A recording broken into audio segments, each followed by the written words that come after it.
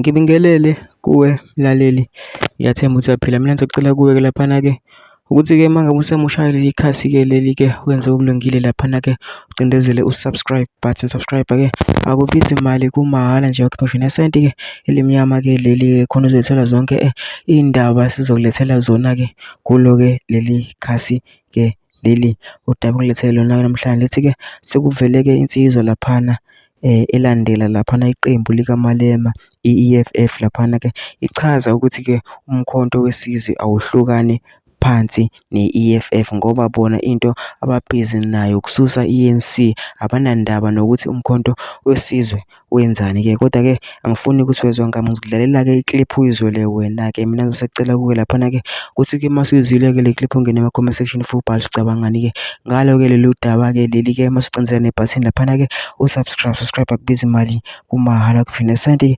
elimnyama leli-ke. Nayo-ke le kliphu-ke awuyithokozele.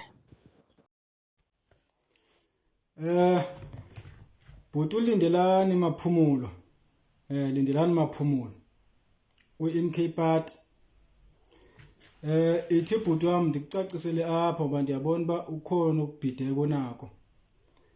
UCIC xa wayisithi i-graduates under urhulumente we-EFF zofumana imali esuka ku-2,000 to 6,000 ngokushiyana kwe-qualifications zabo, wayengathi akuzibakho amathuba wemisebenzi under urhulumente we-EFF, kodwa wayesithi lo ungeka ufumani umsebenzi uzobe efumana imali, akazohlala ekhangela umsebenzi engenamali ayifumanayo. Funeka afumane imali ehola ngwangeka ufumana umsebenzi, so that azokwazi uba abe nemali yokutypa i-CV, yokufotokopa, yokwenza yonke into le yabo ayifumane from the state. So wayisitsho kanjalo. Ndikuvile kwenye yeevideo zakho ugxeka. Okwesibini, lo mfana wenu lo unomlomo omanzi, lo uchitha esesiphaza shopseni ngoku, akathunywanga i-EFF njengobususpect. Ndiyakuphendula, akathunywanga i-EFF njengobususpect, akafunjaliswanga i-EFF njengobususpect. Asenzi kanjalo thina apha kuthi kwa-EFF hambile Bonkosi wahamba ku-EFF umkile.